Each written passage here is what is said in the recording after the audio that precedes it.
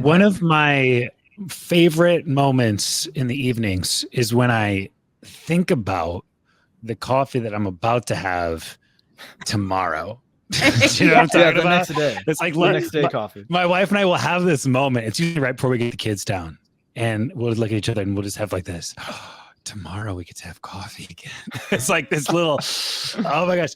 And there's such sorrow in the mornings. Like I am coffeeless right now. There's such a sorrow. That last sip, you're just like, no. You know, it's I'm always like, one more won't hurt. I can have another cup. Well, and you know, I used to be that way until one more started to hurt. It's like, you know, like, have you ever had so much coffee that it starts to just make you tired? You know, it's like, oh man, now I'm just sleepy. Yeah, start going backwards. You know, you're getting older when you're looking forward to the next morning coffee. I know. And this is it's the little things. It is little things. Sarah says, hi, all. Thanks to shout out, Sarah. Good to have you on this live. Sarah with an H or without an H? What are we dealing with? What kind of Sarah do we got here? You know, this is a defining moment. Sarah with an H. Hell yeah. Sarah Vase, let's go. Welcome. Hey, as you guys join in, can you let me know photograph? Like, what niche are you in? Is it babies, booties, weddings, like boudoir? You know what I'm talking about. What you know, seniors, families, newborns. What are you doing? What are you photographing? Are you a hodgepodge? Are you just taking pictures of whoever will give you money? What was your first like niche? Well, I mean, I threw everything at the wall, right? So like when I first started, I mean, I started off as an oil painter. And then my first gig, first gig for like photography was actually a live painter at a wedding reception. And that's how I got started. And they all like a little extra money to like, hey, take some pictures at the reception because they didn't pay to have a photographer for it. And so I was just like at a reception taking pictures and then going back and like painting the first dance and going back out on the reception floor.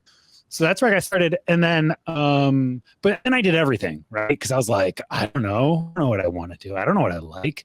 Mm-hmm. So I did some modeling stuff. I did some families, newborns, baby. Oh man, newborns. Gosh, I have such a harder than weddings. Yes, I would agree. I think I agree with it. You know, I think I might agree with that. So I photographed pretty much everything. Yeah, same. Before I kind of settled into the current niche. Yeah, you started with wedding video, right? Yeah, that's actually true as well. Yeah, so I mean, with the reception photo thing at the painting, that was really the very, very first thing. But then I ended up getting an internship at a video production company. So I was doing video work, commercials, all that kind of stuff, more B2B. And while I was doing that, that's really how I learned how to use a camera. I learned all about f/f and, you know, all that jazz from a video standpoint. And that was back in the heyday of the 5D Mark II. All that when the 5D Mark II came out, and then everybody became a cinematographer because it was the first like it was the first zoomer quality like camera that could create beautiful video. I mean, it really paved the way. A frame, you know, everyone was like shooting at 1.2 for every single shot. Anyhow, I digress. I know we got some comments. Okay, so weddings, the number one money maker. Yeah, I totally get that, Sarah. Mm-hmm. Families, seniors. Yeah, it makes sense. That's awesome. Thanks. Super events. Cool. I've done some events as well. Those are now when you say events, what does that mean to you? So like for instance, I did the Lights Festival. I was their photographer one year. So that's what I imagined. St. Pete, and maybe that's not quite what they meant, but that's when I envisioned like events. That's more kind of what I envision. You know, so that was very interesting because that was at night. So we all know the struggles of doing photography at night. But it was also really neat with the light up of I don't even know what they're called, honestly, the paper lanterns. So that was kind of it was a good learning experience for sure. So did you end up using continuous light source that you could control like like lower power with, or did you go flash? Flash. Mm-hmm. Yeah. Yeah, I like a lot of the times like. Go ahead. Yeah. No, please. I really like for the Lights Festival, because there were so many lanterns. I'm all about like ambiance. So I went with that. I'd have people like hold the lanterns closer to them if I did, photos. And, but yeah, I use more of just flash doing that event. Yeah. It was exciting. Nice. Got a question about flash, actually. It'd probably be a good segue to this. Someone's just saying, I have a hard time positioning flash or setting them correctly. Ben, you bring your own lights, right? Do you ever incorporate flash photography? Yeah, absolutely. And before I jump in and answer this question, the floor is currently open. So if anybody has any questions, please drop them right into the chat. We'll discuss anything. Pretty much anything's on the table, y'all. My specific niche is wedding. I've been coaching like portrait photographers for the last like 5 years, all kinds of crazy stuff. So anything is on the table from anybody. Yeah, the question around flash photography, it's about positioning of the actual flash. And this is for weddings? Yes, for reception specifically was her question. Yeah, man, there's so many great ways that you can do this. And it kind of depends on how intense you want to get. I've gone, you almost have to go all the way to the far end of the spectrum, where you've got 4 light stands, modifiers, multiple zones, triggers, all that bull. And then you realize how extra that all was. And then you can kind of start to step it back and find that sweet spot. But I rarely find a photographer that can just go to the sweet spot and then just stay there without going all the way to the other end and then pulling it back in. So I've done it all, is the point. My favorite lighting setup for a reception is it's a 2 flash setup. One is on my camera as kind of like my emergency one in case I need something really fast. I could just bounce it. I could point it directly at somebody if I really want to, or create that kind of effect, that on camera, a flash effect. I just have light on a stick. And I describe it as that, a light on a stick, intentionally, because I want it to be so mundane and simple. And so it's a light on a stick. To be honest, it's not an actual stick. It is a light stand, but I try to find the smallest, lightest light stand that I can find that can go up 10 feet. And so there's a few different brands that I'm looking to see if I got mine right up there, but just use a nice light stick that I literally will just carry around. And when it's time, I'll drop it down, and I usually place it 45 degrees to my subject. I tend to use grids for it so that the light goes exactly where I want it to go. So like for speeches, I'll go put my little light on a stick out, about 45 degrees away from me. And then it allows me to go around and to shoot through things, go out into the crowd while that light is pointed directly at the person who's delivering the speeches. And I can slow it back really, really wide with images. I can go up into a balcony, but that light is always going to be hitting the subject. And I like that because if I just use bounce flash, if I wanted to go really wide or up into a balcony and photograph a moment of like the speaker presenting a speech or something, now the whole room can be completely lit. It's just going to be a very different effect, and it's not going to allow my eyes to really draw the attention on just the speaker.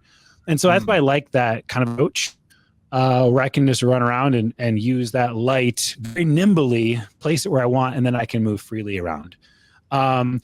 So certainly I'll then take that same light on a stick, and I could use it as a kind of like a kicker light, or put it back for a first dance.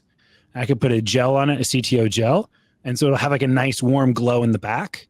And then I can use my bounce flash on camera, and I use that to fill the subject real soft and create a little bit of like a two light setup where my on camera flash is pointed up and over to my left, let's say. So that means the light's coming from this side, the fill.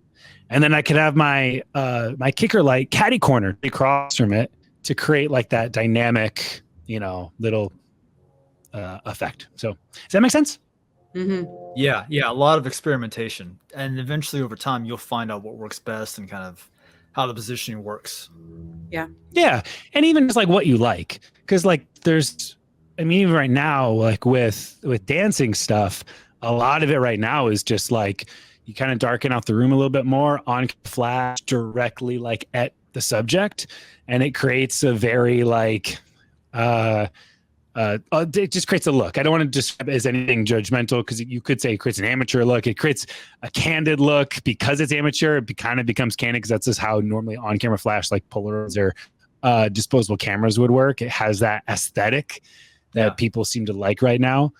So if you like that, just throw your camera on flash, TTL. I'm sorry, you throw your flash on camera, TTL, and just start going out the dance floor and grabbing stuff.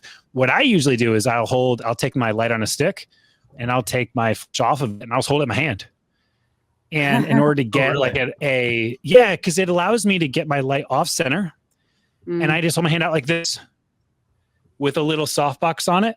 If you use mag mod, you could use one of those mag boobs. I call it the mag boob. It's like this, it's this nice little boob. It's in front of it. You know what I'm talking about? Can we pull a picture of a mag boob up? This little silicone orb. You know what I mean? Okay. So I just throw that on my camera or on my flash, and I'll just go around now. And that way I always have control of my flash wherever it needs to go. I can move my hand up high. I could go low. I could go off to the side. But I'm constantly moving on the dance floor. I'm shooting with a 16 millimeter on people's face. I'm like really up close. And so it just allows me to move fast around, but maybe that's not your cup of tea. So that's a cool thing, is so many different ways to use it. You just got to find the look that you like. And then it's a preference. Yeah. Whatever. And it's sometimes you got to test things out before you figure out what works best for you. So Yep. That's cool. That makes sense. Then for people who are maybe just getting started, let's say wedding photography, right? It's 2024. How you started and even how we started a few years ago may not be the best way to start today necessarily. What should the new photographer who, let's say they know how to use a camera, they can take decent pictures, they want to book their first wedding, best ways to start that from your experience? What would you say to that? Well, you've got to show that you can do it, especially with weddings. My camera just cut out. Especially with weddings. Let's see if I can get this Sony to turn back on. I use a Sony as a webcam because that's all it's good for, and then it still isn't good for that. Shots fired. I know I lose mine all the time if I hit the wire. Yeah, I like Sony. It's all good. So at least the audio is still here while I try to figure this out. With weddings especially, you have to show that you can do the thing. And so you need to build up a body of work. And there's, from like the lowest level up, we could kind of go fundamentally to start doing test shoots. A test shoot is different than like a model call or giveaway or a style shoot, because you're literally just grabbing like one of your hot friends and then going on throwing a suit on them. Yeah, just like find someone that's cute and like that's vibing with like the aesthetic that you want. And then, throw a suit on them, throw a dress on them, and just go out and take some test shoots. Like, hey, I just got this 50 millimeter. I've never used this lens. Can we go take some pictures together? And so it becomes more just like you're kind of just playing and you're creating images, but along the way you can create something interesting. I'm gonna see if I can get my janky cam to work. Yeah. Janky cam. Let's see if the janky. There was just a comment that said, "Canon girl here. I have a Sony and wanted to back over it with the truck." Oh yeah. So listen, everything is awesome. If one of these camera bodies was actually better significantly than the others would go out of business. The reality is, like, anything made in the last like 3 years is just freaking incredible. So they all work. Yeah. Okay, so test shoots, and this is what I my wife, I'd grab anybody, any friends. Think about your communities that you're involved with, churches, sports groups, clubs, whoever, family, friends, and just start creating images. So test shoots, style shoots. You don't have to go and pay to attend somebody else's style shoot. You can just go and create your own. You could say, hey, I'm going to do a style shoot and I'm looking for, a model. You could trade. See if they'd be down for trading. If someone is maybe earlier in their career for modeling, maybe they'd be willing to trade to build their portfolio while you also build yours. So style shoots, auto calls. Back in the day, Ben, just a quick funny story. Sorry to interrupt. Back in the day, I bartered. I got my hair done, and in exchange got to take their photos. So it was like, it's almost like in the beginning, I did whatever it took to be able to get where I wanted to be. Yeah, absolutely. And you could combine it with a model call. A model call would be a way to actually find a model. Hey, I'm going to do a very defined kind of aesthetic and looking for someone. I'm looking for 2 models to, do this Renaissance styled session, and so you could do a call for entries for people to submit. Giveaways, you could just straight up give away your work. And if you're thinking to yourself, I'm better than that, I'm worth more. Well, maybe not. Maybe you actually need, like, if you're just starting off, you should probably actually get something under your belt before you start taking on paid work. And so I would say do a giveaway. Start just like do some engagement session giveaways. It's a great way to get in front of couples and potentially even secure a wedding from them, right? So I would do giveaways. Second shooting, of course, would be another fantastic way to get some experience, not just creating images, but experience like getting yelled at by a mother of the bride. It's like there's no amount of style shoots that's going to prepare you for what it feels like to get yelled at by the mother of the bride. So, second shooting, assisting. If you're like, you're not even at that level, where like, one will take me on because I don't have any work to show. I'm just assisting. And a lot of times assisting is, you're not getting paid for that. You're helping, you're carrying light stands, equipment. You're probably more of a liability to the person than you are any sort of value. Yeah. And you just got to accept that. And, but those would be some of the ways that I would at least get started creating a body of work. Yeah, I like that, especially the whole thing of, shooting for free. Well, I'm worth more than that. Well, if you're new, the market kind of tells you that you may not be, and that's okay. Doesn't mean you won't be in a month or two, but you gotta kind of earn that. Yeah. Someone says, I'm on the hunt to land a wedding portfolio, but it's so hard to get second shooter jobs for that. Okay, so you hire second shooters, Ben. We do as well. My thinking is do everything you just said, build that portfolio, do stylized shoots, but also network with your local photographers that you want to work with, interact with their content, become someone of value to them. Any thoughts on that? Yeah, 100%. I think that there's so many creatives right now that they're trying to do everything from behind the computer, and they want to stay in their safe zone. And I get that. But if you want to have a successful business, it's going to mean doing scary things like showing up and actually getting out from behind the computer, talking to people, meeting with people, connecting, being vulnerable, making actual relationships. It kind of reminds me of like finding friends when you like just move somewhere. It's like, how do you find a friend? Like, I don't know, maybe just say like, hey, I'm new here. I don't know anyone and I need some friends. And I think you're pretty cool. I've been following your work for a while. Do you want to be friends? Like it as awkward as that. But yeah, I would say get connected to your local community. And there's a few different communities that exist. There's just the local community of photographers. There's probably groups on Facebook that you could find. Your location, your niche photography, start searching for that. And then, of course, we've got niche-specific communities. So especially within the wedding industry, that brings a lot of vendors and all kind of parts together. And so you can have other relationships with planners and florists and that kind of stuff. But that stuff makes a big difference when you actually can reverse engineer what you can give to them and start showing up in a way that's meaningful. People they'll pass on leads to the person that comes to mind, like that is most front of mind. And it turns out that when you actually have like a real meaningful connection with someone, that you are often most front of mind. So again, with people, and this is something that a lot of times goes to the wayside for even photographers who've been around for a while, is they kind of sleep on this. They get complacent. It's like they had their touch points with people and they haven't really connected with them for like a year, and they're still expecting those referrals to come in. And so just like one of the lowest hanging fruits that you can do if you have past relationships is just go reach out to them, just send them a text. Like it doesn't have to be a big thing. Just like send them a funny GIF of something that you saw that you were thinking of them about. I don't know, just like it's checking on people, and reconnect.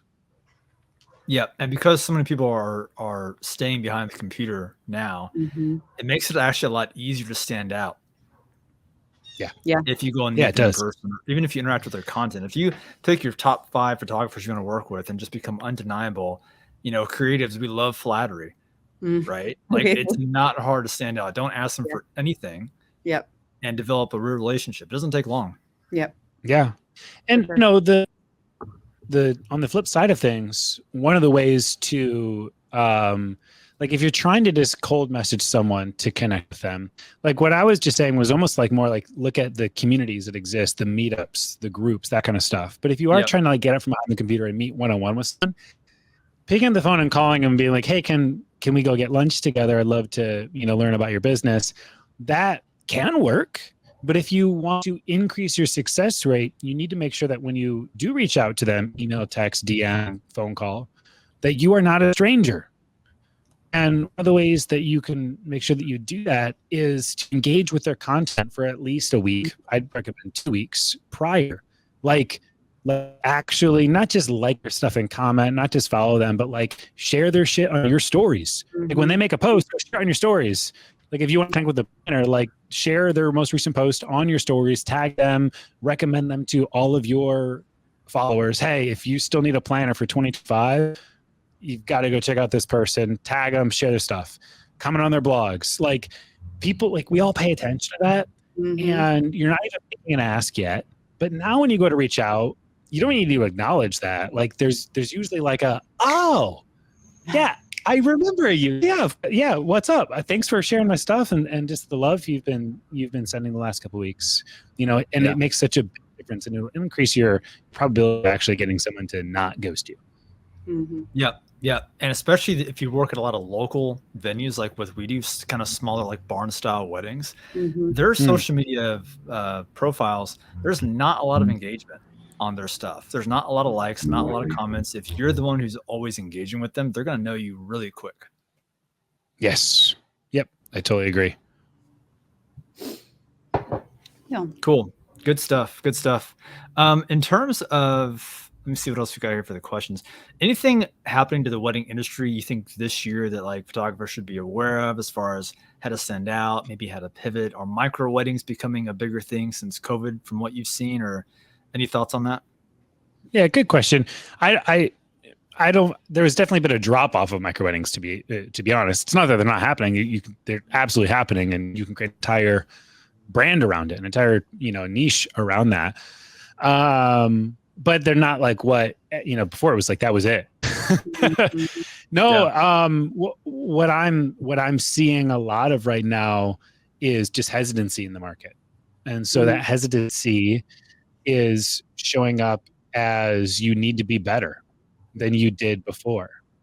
We had it really good in, you know, going into 2019, 2020, we had it really good. 2020 hit, isolated a lot of shit, but then it came back with the vengeance 2021. And like, we got all those wings back that we lost, right? 2020, they hold, and there was this flood of all the people who couldn't get married.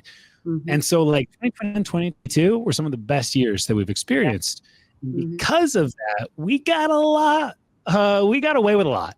When I say we, I mean the industry, we got away with a lot of shit that like we shouldn't have been able to get away with.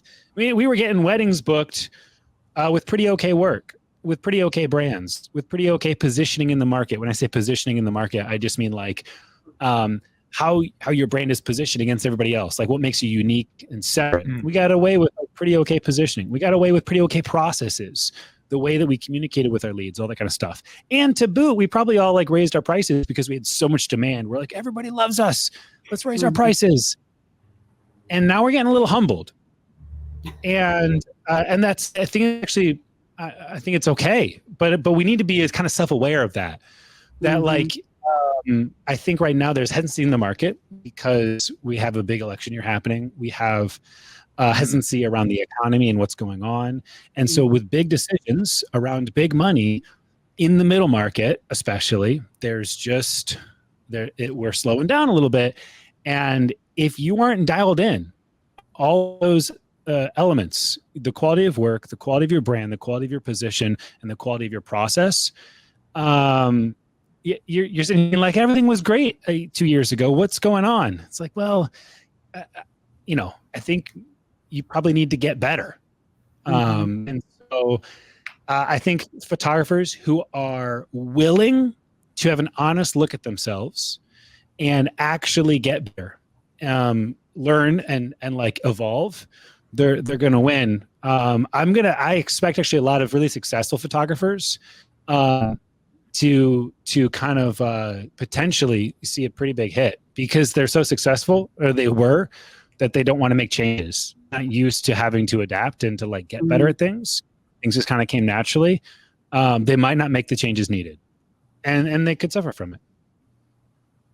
Blockbuster. People don't like change very much, including photographers. Yeah, I think new photographers are in a great position because people who are new, like who are beginners, y'all just hungry. You're just after it, and you're just like, where can I learn? What can I get? What's next? Where do I get the next bit of information? How do I improve?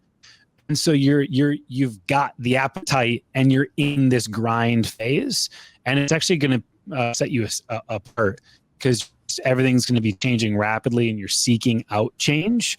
Whereas people who've been in it for 5+ years, we don't like change typically, and so there's going to be a lot of resistance. That's what I'm seeing.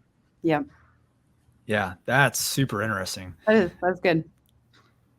It's good to hear too, because a lot of new photographers, they hear that and they think, oh, this is saturated, can't get into it. Everything's saturated, and everything is competitive. Yeah. Yeah, we aren't special. I think that's one of the things that it's really healthy to accept is like, not as our industry not special, but like I'm not special. You're not special. Right. Like we all like to think my location, this little, I'm in this. No, you don't get it, guys. But my location and my niche and my background, it's all, we're all in it, and we're all in every industry, every niche, every location. We're all in it. Yep. Makes sense. Well, cool. Jess, any questions on any of that? No. I agree with one thing we're doing with our brand is like, I've been starting to go more to the weddings and just filming the photographers, filming who they are when they're at weddings, filming their personality, all the stuff that their photos can't show you. Like everyone takes amazing photos. Nowadays, everyone's amazing, right? So having that little bit of edge, being able to know the person from their social media content before you ever talk to them, I feel like that's one way to kind of stand out and above, beyond just having great work. Everyone's got great work, right? And of course you can make those small changes, but knowing the type of person Jessica is, or you are, Ben, before you even talk to them or meet them in person, I feel like that gives you a huge edge. At least that's my hypothesis. We'll see how well it works.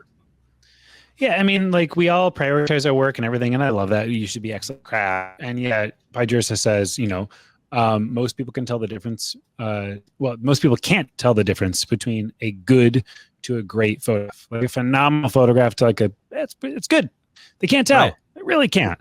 But they can tell the difference between a good and a phenomenal experience. And so when you actually start to think about the experience that people have from the moment that they encounter your brand, position in the market, the processes that you have in place, the experience that you're going to give them, these are going to be the things that are going to help to really separate yourself from everyone else. And so much of that experience and what makes your whole shtick unique is you. Like y'all take phenomenal pictures. If you were to look around your market, if anyone's listening, like drivers take pictures and you take great pictures, and they take them at the same places that you take them, and they're using the same presets and the same editing approaches that you're using, and we love the same phenomenal equipment, but like what they don't have is the way that you interact with people. They don't have your connection, your empathy, your care, the touch, all of that stuff. And we have to remember that, yes, we're creatives and everything, but at the end of the day, we are a local service business. Yeah. We are a local service business. That means we should be connected with our other local businesses, and we are a service business. It all goes back to our service. And that really is a heart posture a thing that like comes through. Yeah. And so it's I think it's actually it's really like we're kind of lucky. Like we're really fortunate that we get to leverage our hearts as the thing that separates us from everybody else. It's awesome that we get to do that. Yeah. I can't agree more with what you say. A lot of artists aren't looking at their business as a business, and that's a problem. I would even go as far as to say it's better to be an 8 out of 10 photographer, but a 10 out of 10 on everything else you just mentioned, and you're more likely to get more work if they like you better. even if your photos aren't 100% as good as someone else's, they can't necessarily tell the difference. If they like you as a person, probably more likely to win that business. Yep. Well, and we get referrals from we've done weddings, and the bride and groom or the guests. We've even had guests come to us during the wedding, and we're like, "Oh my gosh, what you're doing here is fantastic." They haven't even seen the pictures yet. They just see the way we work together. They just see what we're doing and how we're working as a team, and they're like, "Can we get your business card?" And so we've gotten referrals at weddings just because being who we are. So, it's awesome. I love that. Don't want to keep this too long. I like to do these shorter bite-sized sessions. But guys, any other questions? Drop them in the comments. Speak now or forever hold your peace. Yeah, and if there's anything that comes through a little bit later, I can always hop in and just sharing my thoughts on things. But thanks for having me, Ryan, Jessica. Appreciate you both. Yeah, no, we appreciate you taking the time out. Yes, Ben. Absolutely. It was an honor. So thank you so much for visiting us again. Yeah, for sure. Look forward to the next one. Talk soon. All right, guys. Talk soon. Take care. Bye.